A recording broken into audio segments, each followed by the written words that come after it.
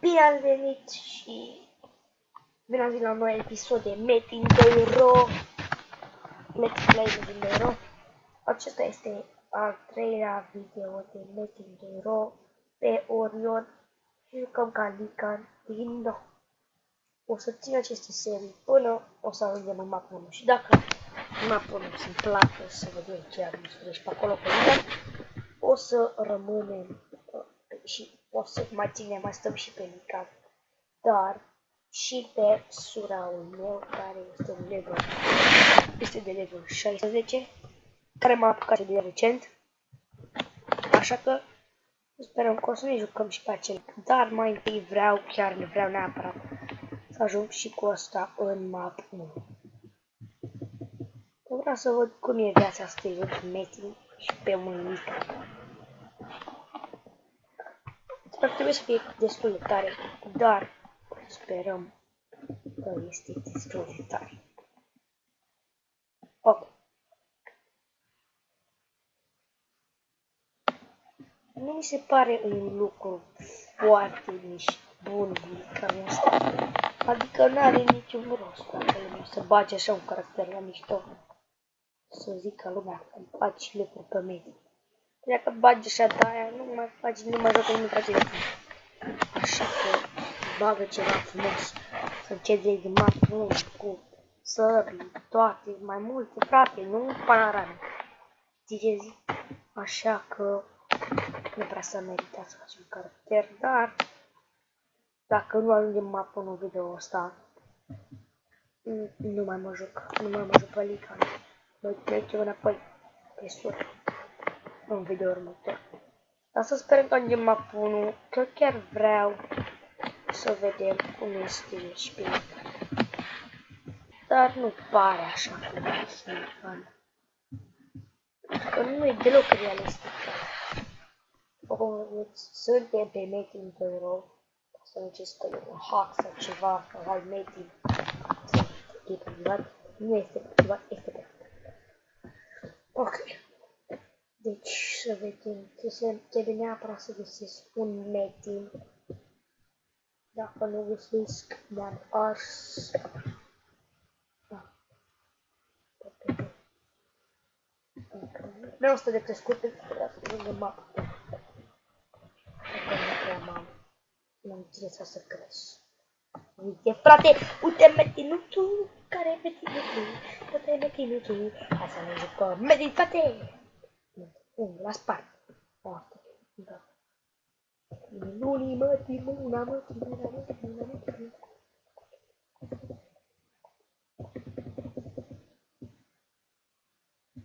Haide.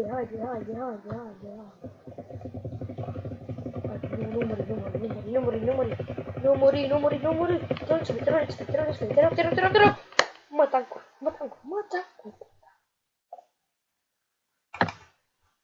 Ce mă enervează, frate, când mor. Dar a făcut Metin să nu mor. Adică o piață care să nu mor la aia. Da, asta. Ori iarăși, pentru că sunt mestite și la pagici, că se poate nervizați. Că nu se poate să joci cu ei. Nu mai avem ritm. Bravo, nu mai spagine de găini nici mâine. Bagă și ultimul ritm. Plecați, fratele meu. Marș acasă, că vrei somn.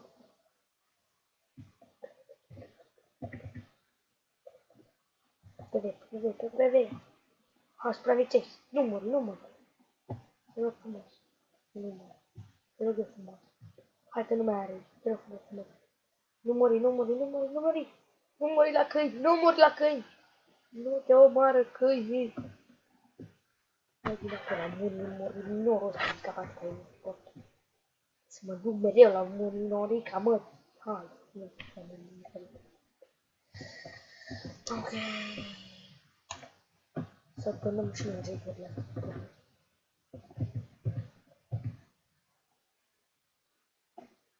După cum spuneam, să sperăm că ajungem în mapă. Asta. în acest video. Dacă n-ajungem să treci pe el de Meti, să mă mai ajute pe Lica. Că n-are niciun rost să scrieți pe Lica. Lica e o mare prostie care e inventatoare de Meti, l-a băgat și el. Da, pare un pic de tot, cât de puțin interesant ca să te facă să te pe el, știi? Că e altă caracter, care nu e așa realistic, care nu te aștepte să apară pe Meti.ro. Dar a băgat și ea acolo, ce să nu zic că nu face, știi, că altfel. Dar hai să nu mai criticăm și să zicem că ne place. Eu chiar, adică, cum am zis, că acum zic că nu-mi place, acum zic că îmi place, dar totul e ok. Gata, nu mai vorbesc cu nimic, doar o să vă zic că este ok. Așa că gata, încheiem cu asta. Ceva acum, sperăm că ajungem, chiar doresc să ajungem mapă pe noi astăzi. Adică în acest video. Fac câteva de video pe zi. Pentru că n-am ce face. Și mă simt, nu știu de ce, dar mă simt așa mai bine să mă joc când vorbesc și când știu că înregistrez. Pentru că mi se pare lucru ok. Și da. Sper de departe ajungem și astăzi. Nu cred că ajungem acum 3 minute, așa că pun pauză și ajung dacă până ajung. Am ajuns și de la pagină de asta de ignorant de asta. Travestitul ăsta de aici. Să vedem ce mai vrea așa să pica. Du-te, frate, eu mă numai acum. Du-te, frate! Du-te, mata! Du-te, mata!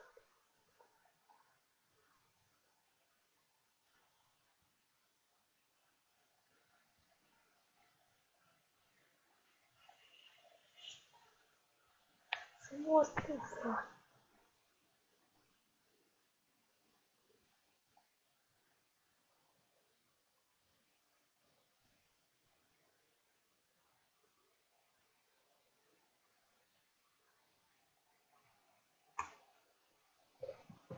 Deci, acum ce mă pun, așa că pun pauză până ajung la gardianul cu repede de timp și ne vedem în mapul. Ok, nu a durat așa mult, pentru mine a durat cam un minut. Nu știu de ce, dar se călătorește foarte ușor pe mapa asta, poate că arată o mapă mare, dar nu e așa mare. Ajung foarte ușor la locuri și nu mă pun. Ok, în sfârșit, ne vedem în mapul. Yes, fratele meu! Foarte bine și mapul. Să vedem ce e acolo și ajungem de frate, am ajuns până. Yes!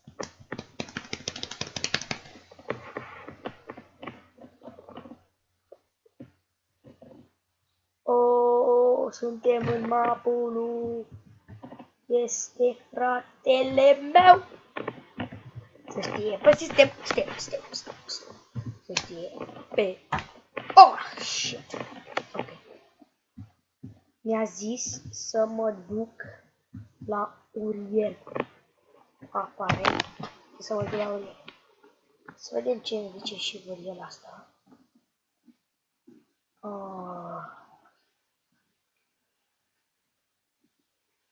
Ok. Cam atât pentru astăzi și vă continua comisiunile mai târziu. Nu o să mai fac niciun video pentru astăzi. O să mai fac pentru mâine, pentru că m-am cam pregătit să fac video. O să fac misiunile astea și să vedem cum e. Așa că v-am salutat și vă spun baftă. Și nu uitați să dați un subscribe și like dacă v-a plăcut. Baftă, prietenilor!